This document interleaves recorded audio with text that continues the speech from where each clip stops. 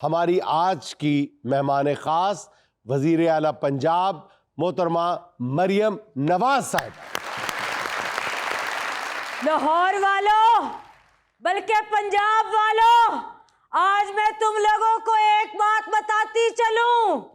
पिछले 2 घंटे से मैं स्टूडियो में मौजूद हूं और ये जो जुनैद सलीम है ना, जो टाई की जगह आज पेठे का हलवा लगा के आ गया, इसके होश उड़ गए, ये सवाल करने भूल गए, ये पूरी तरह कंफ्यूज है। पूछो भला क्यों कंफ्यूज है? क्यों कंफ्यूज है मैडम? ये जो मरियम नवाज के ऊपर नीचे सैकड़ों की तादाद में रफाही काम है ना, उन्होंने आज जुनैद सलीम को खामोश करा दिया है। नहीं मैडम, मैं गुफ्तगू का आगाज ही आपके फलाही और रफाही मंसूबों से करना चाह रहा हूँ। सबसे बड़ा जो फलाही मंसूबा सामने आया है वो तो ये है कि सीएम पंजाब के जो ऑफिस का ग्रॉसरी बिल है, ग्रॉसरी बिल जी वो 7 करोड़ रुपए उसके लिए मुख्तस किए गए। तालियां बजाए ना। 7 करोड़ रुपए की ग्रॉसरी, इससे बड़ा रफाई मंसूबा क्या होगा मैडम आपका? तो इसमें गलत क्या है? मेरे ऑफिस में गरीब लोग आते हैं, साइल आते हैं, मुसीबत ज़दा लोग आते हैं, तो क्या मैं उनको भूखा वापस भेज दूं? तो मुकाड़ा वालों को क्या पता कि मेहमान नवाजी किस चिड़िया का नाम है। तुम्हारी तरफ तो मेहमान आ जाए ना तो चाय का 1 कप दे के साथ ही बोलते हैं 2-2 हो जाओ, 2-2 हो जाओ। अब ये बैठ के मुझे बताएगा कि ग्रोसरी किस चीज का नाम है। लेकिन मैडम, ये सरकारी खजाने का कौन सा दुरुस्त इस्तेमाल है कि आपने सारे सेक्रेटरीज और ब्यूरोक्रेसी के लिए दफ्तरों में 3 वक्त का खाना जो है वो लाजमी करार दे दिया है। 3 टाइम की रोटी, अस्तगफिरुल्लाह। और तेज धूप में सोलर प्लेटों पर कपड़ा डाल देने वाले अक्लमंद एंकर, तुम्हें क्या मालूम कि इसमें मरियम नवाज की कौन सी हिकमत अमली शामिल है? बताएं ना।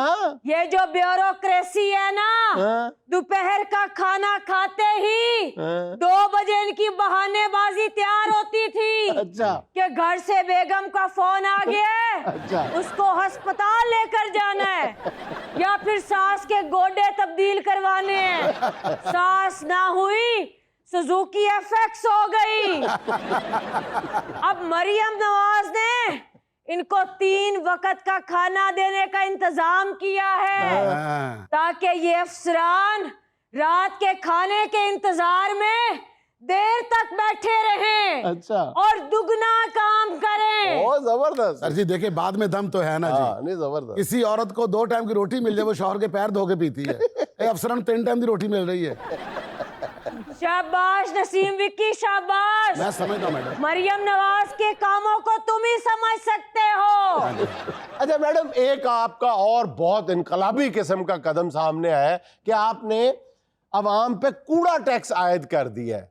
5 मरले के घर पे 300 रुपए, 500 रुपए, 700 रुपए। ये क्या हासिल कर लेंगी आप कूड़ा टैक्स से? तुम मरियम नवाज के इकदामात में छुपी हिकमत अमली नहीं समझ सकते। कूड़े पर टैक्स लगाया है ना, तो क्या गलत किया है? मेरा नाम कोई फितना खान नहीं है जो 2-2, 400 रुपए का चंदा मांग रही हूँ।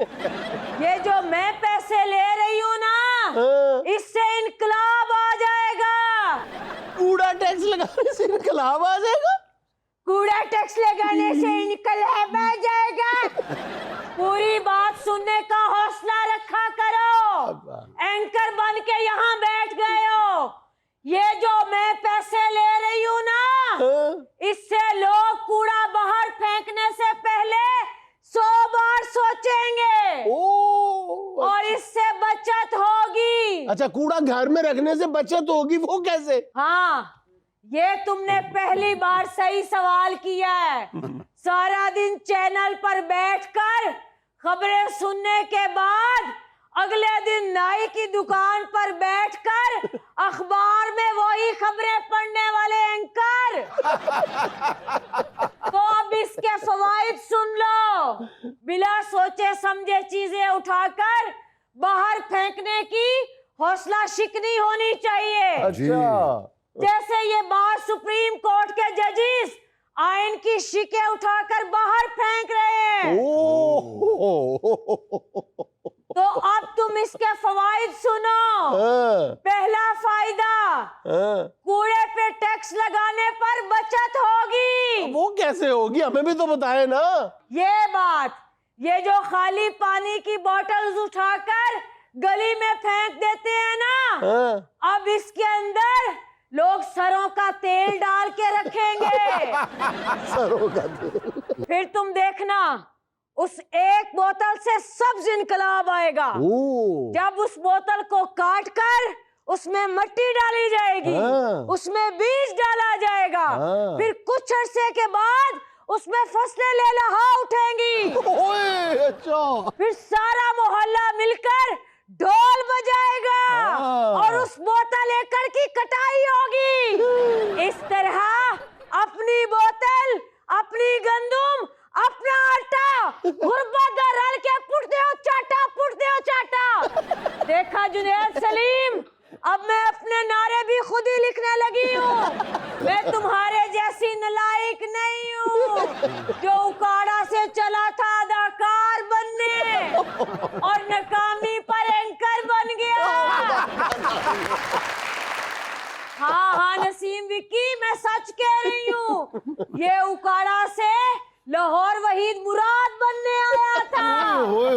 और जब ये बस की छत पे बैठकर लाहौर पहुंचा ना, तो इसके सारे बाल उड़ गए थे। शाहनूर स्टूडियो पहुंचने पर उन्होंने कहा, तुम वहीद मुराद तो नहीं बन सकते, मुस्तफा टिंड बनना है तो बताओ। फिर इसने अपनी गाड़ी दुनिया न्यूज की तरफ मोड़ दी।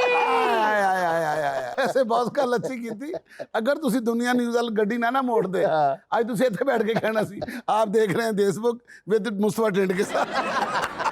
बाजी ले दे गए हो। मुस्तफा टिंड बनना है तो बताओ। फिर इसने अपनी गाड़ी दुनिया न्यूज की तरफ मोड़ दी।